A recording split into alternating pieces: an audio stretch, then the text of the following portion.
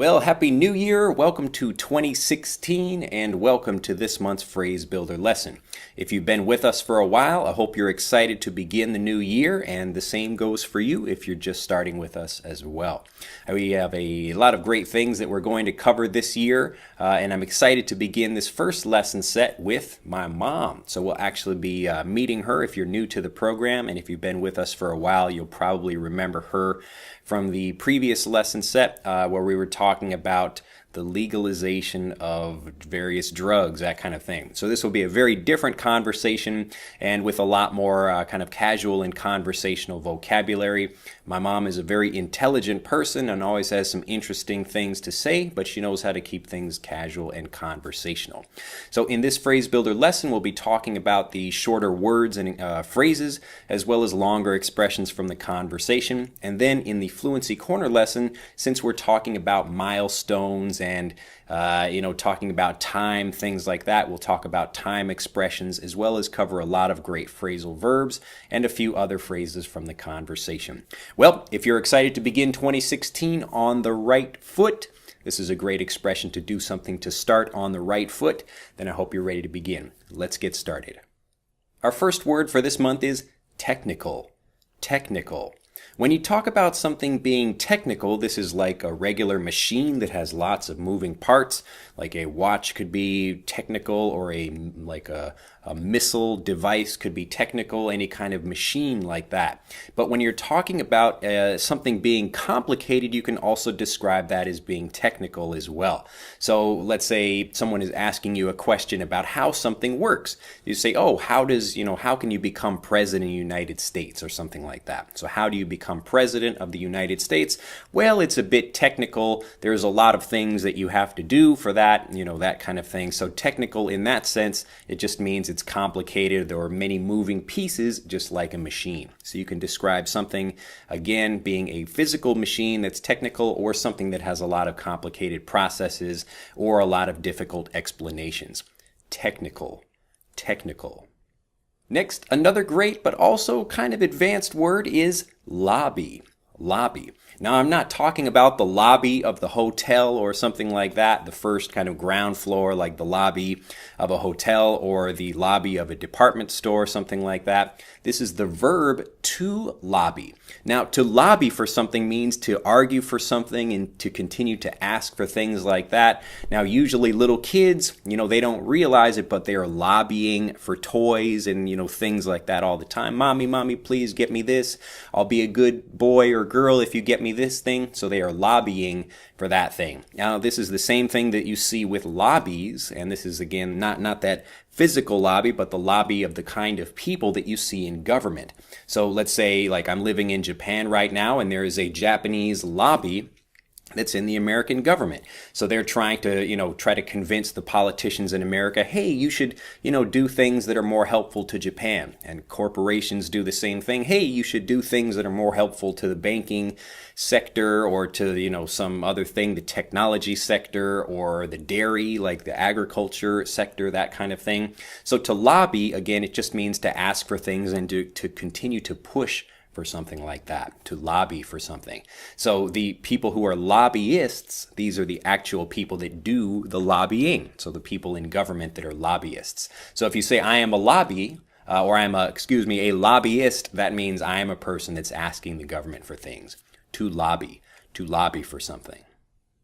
Next, two P words that are not really related, but they come up in the conversation around the same time. The first one is pension, and this just means the government money that you're getting back after you retire.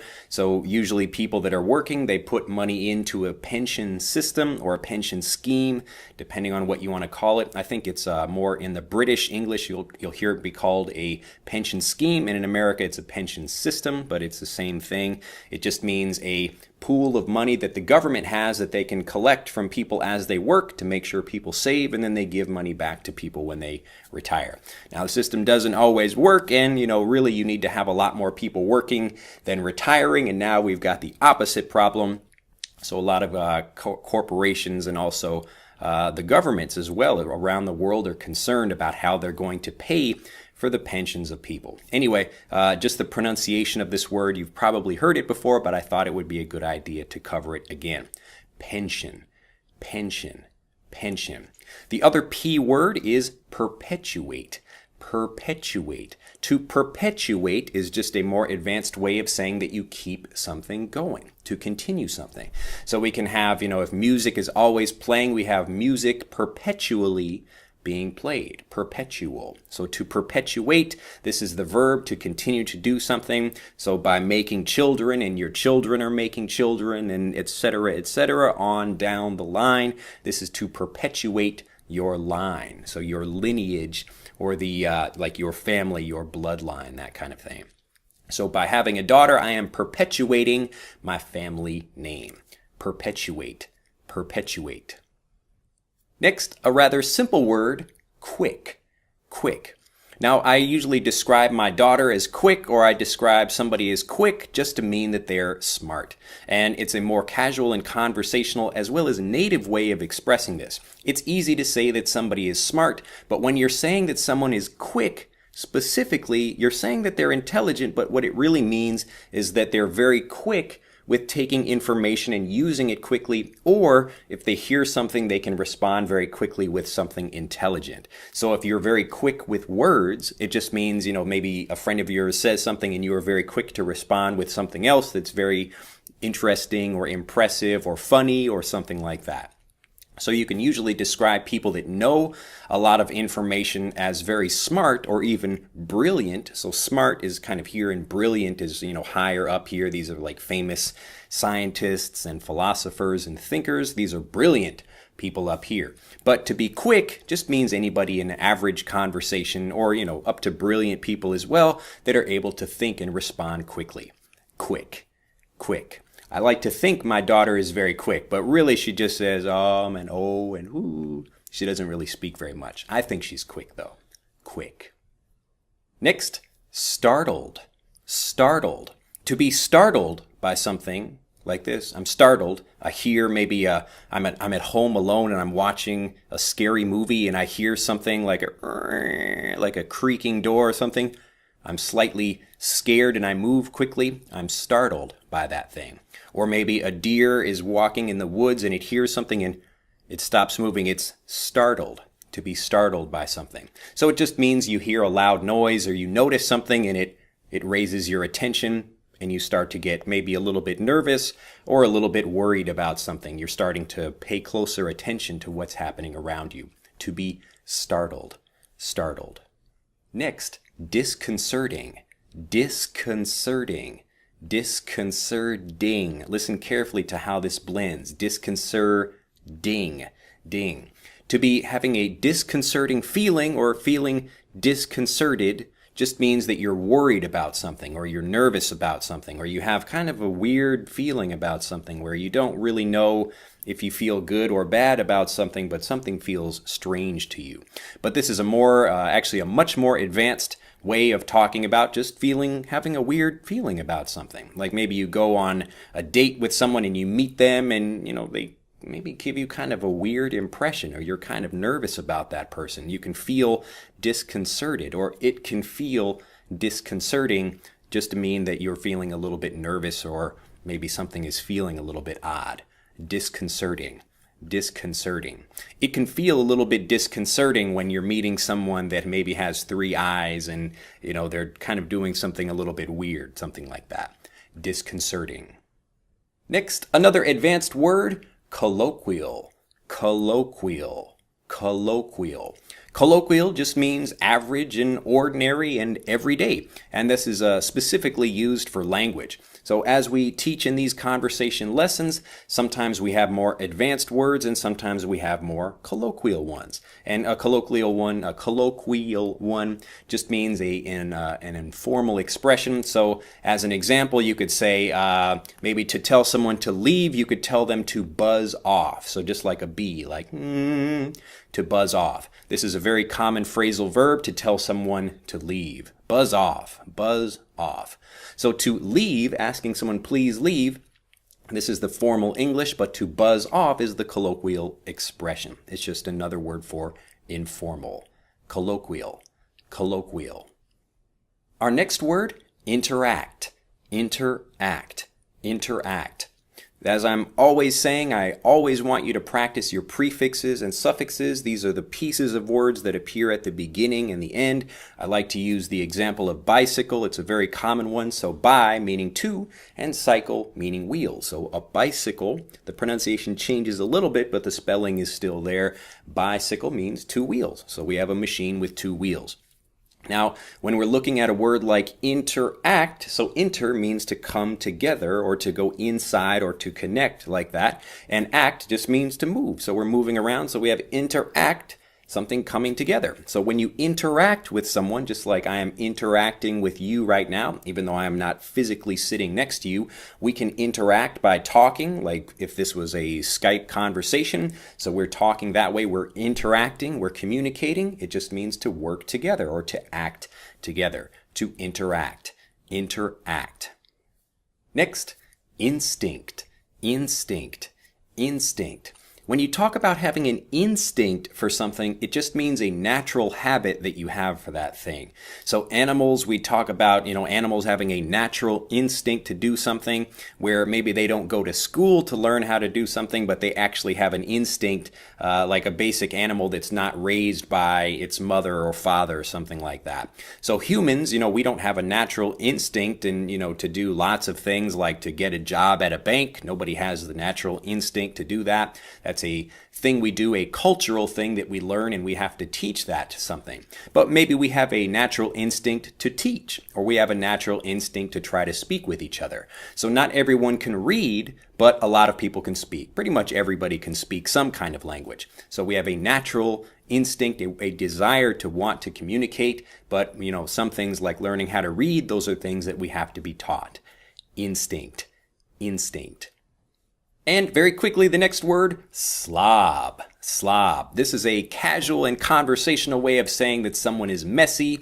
So my mom was describing my two sisters as slobs because they have messy rooms. Now this is kind of a rude thing to say, but when you're talking about friends or family, it's okay. Or when you're talking about yourself, you could say, well, I'm kind of a slob. I'm kind of a slob. It just means I'm a messy person. So I am not a slob. I really like to have a very clean environment. And as my mom will be describing in the conversation, when you'll see that, you'll listen for this word, slob, slob, and it's just, again, talking about someone that feels messy or, their things are disorganized. Slob, slob. And the last word we'll give you for this short, quick section here, this first part of the phrase builder lesson, is not a different word. You probably know this word already, remember. Remember, so the word is remember, but the reason I want to cover this is because you'll hear it in the conversation and conversations in general as just member, member. Now, member by itself is an actual word, so member like the member of a committee, like you are a member of Master English Conversation. It just means a part of a group, but often we'll take a word like remember and we shorten it to sound more casual and conversational and actually to express ourselves more quickly in conversations. So when we're talking about, hey, remember the time we went to that pizza store and did something like that? Remember? So again, when you're listening for this, you'll hear just member by itself, and you can use this, of course, when you're using it in context, people understand when you're talking about remember something or asking someone, hey, remember to take out the trash tomorrow. Remember to take out the trash tomorrow. You can say remember to take out the trash tomorrow, but again, when you're just being casual and quick, remember to take out the trash tomorrow. Remember to take out the trash tomorrow. Remember to go to work tomorrow. Remember we have a meeting tomorrow. Remember we have a meeting tomorrow. Member. And now let's get into our longer phrases and expressions for this month. The first one is the big attraction. The big attraction. Now, to attract something means to pull it towards you. And when you talk about a movie or a big show like the circus is in town, something like that, that is to attract a whole bunch of people. So we call that an attraction. So the big attraction or the main attraction just means whatever the main show of something is. So a movie theater, many years ago they would have like maybe 2 or 3 short movies or something, but then they would have the main attraction. So that's the main movie that people are going to see. But they would put maybe a few movies before that. And the same thing with the circus. So you would have, a few smaller acts, but the main attraction is like the lion tamer comes out with a whip and hey, he's talking to the lions and things like that. In the conversation, you'll hear my mom talk about the main attraction of her visit coming to see me is my daughter. So, my daughter is the main thing she's coming to see, the main person, the main attraction, but I am also, fun to meet as well. So then when you're seeing this in the conversation, just remember when she's talking about, but the main attraction, so I came here to see you, Drew, she's talking, and then she says, but the main attraction is, being able to see my granddaughter. The main attraction. The main attraction. Next, in poor health. In poor health. Now, in conversations, you'll often hear people using things where they don't want to be direct and harsh about something, especially when someone has a problem or a disability or they're feeling very sick or something like that. So if you have a regular sickness like a cold or a flu, you can say, oh, I'm sick, or yes, my father is sick right now. But if someone has had, sickness for a long time or they're getting older and they can't move their body and use their body as well as they used to, then we would talk about someone being in poor health. So in a conversation, you would say, oh, how is your father? Or if you're describing your mother or something like that, they're getting older. And again, they can't move around and function as well as they used to. You can say, my father's in poor health. In poor health. It's just a better, kind of nicer and softer way of describing a problem, but you don't want to say it in a direct way. Like my father's like really doing badly and things like that. You would say, he's in poor health. In poor health.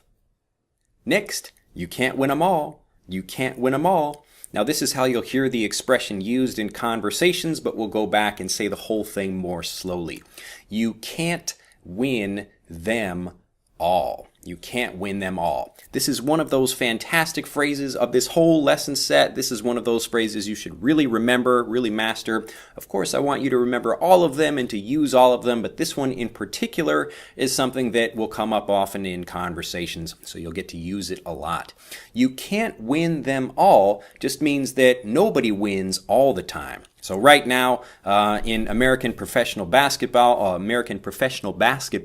we have a team called the Golden State Warriors, and maybe this, actually, it depends when this video comes out. Maybe they have lost a game, but they have won like 22 straight games in a row. So 22 straight games, and, people are watching them, and this is like never happened before in basketball, where a team has started and gone that many games. Now, actually, I think the Los Angeles Lakers have a record of maybe 33 games, something like that, where 33 continuous or consecutive wins, but the Golden State Warriors are doing something that no team has done before, where they're starting the season without having lost a game. So maybe they will win, every game, maybe they won't, but it wouldn't be surprising if they lost a game, because you can't win them all. You can't win them all. So to win something, you can have a physical game like the basketball example, or you can have an argument where maybe you have like a really smart person that says a lot of smart things, but then one time they say something stupid. So that's kind of like me. I say, a few smart things, and then sometimes I say something that's really stupid. Hey,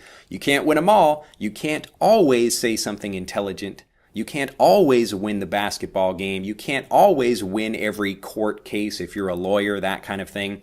So you can't win them all. So another example would be maybe I wanted to have like a daughter that was, had like blonde hair and purple eyes and, green something, whatever. So I've got maybe like 5 things out of 6. So I wanted her to have like this, and this, but, she didn't have this one. Well, I'm pretty happy. She got these things over here, but you can't win them all. You can't win them all. Remember that when you're saying this as one expression, you should remember it as one expression. That way you can blend the sounds of your words together. You can't win all. So instead of them, you say You can't win them all. You can't win them all. And you can use this just as an expression by itself. So anytime you're in a situation where maybe a whole bunch of good things happen, but one not so good thing happens, you can't win them all. You can't win them all.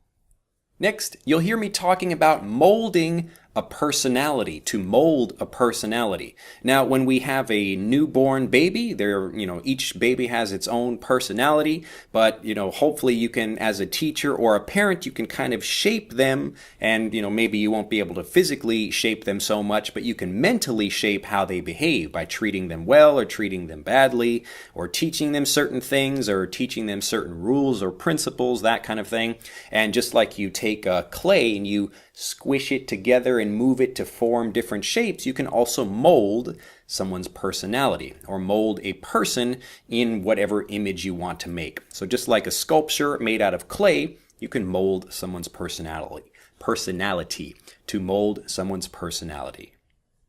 Next, you'll hear to take the excitement out of something, or to take the fun out of something, or to take the danger out of something. This is a really great phrase where you can combine lots of different, or I guess insert lots of different words depending on what mood you're talking about. In the conversation, you'll hear my mom talking about years ago when people didn't know the sex of the baby before it was born. So you didn't know if it was a boy or a girl, or how the baby looked, that kind of thing. So now you can take an ultrasound or a sonogram, or things where you can see a picture of the baby and you can even tell whether it's a boy or a girl. So I wanted to know, my wife wanted to know if it was a boy or a girl. We just like to be prepared and know what's happening. So, we kind of took the excitement out of, the baby being born, and like, oh, so, now we have a boy or a girl, and it like right when the baby is born. So we took the excitement, or we took the, the fun out of knowing if it's a boy or a girl kind of thing.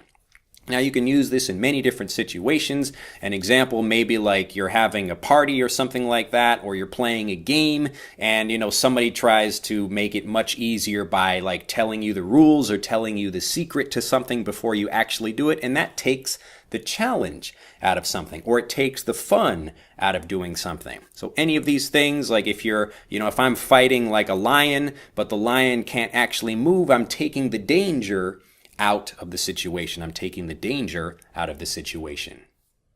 Next, another great, more advanced and educated way of saying what's your opinion or what do you think, you can say in your estimation. To estimate just means to kind of guess at something. Maybe you have a whole bunch of money in your hand and you don't know exactly how much you have. So I can say, well, I estimate having about $50 in, coins in my hands, something like that. So I don't know for sure, but I'm estimating. So in your estimation, what do you think of something like that? It just means what's your opinion of that thing? What do you think about it? But a bit more elegant and educational or educated way of saying that. What's your estimation, or in your estimation, what do you think about something? So we could rate, like a sports player, or we could talk about how like companies are doing something like that. We don't know for sure, but in your estimation, what do you think about something? What do you think about this company versus that company? In your estimation. Next, to say something struck you. When something strikes you, so struck is the past tense.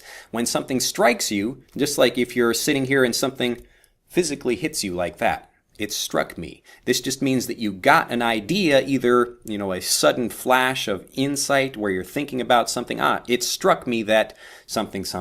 So it struck me the other day that, I really need to study more and I need to work harder and something else like that. So whatever the thing is, whatever the idea is, you can say kind of the textbook version would be, I had an idea that something, or I had an idea about something, or you can say in a more native and casual way, excuse me, I'm fumbling with my words a lot today. I don't know what that is. Maybe it's early over here. But again, you can talk about having something striking you, and you can say, it struck me today, or it struck me the other day, so a previous day. It struck me the other day that I need to start learning how to cook. It struck me. It struck me. It struck me. Next, to be convinced about something.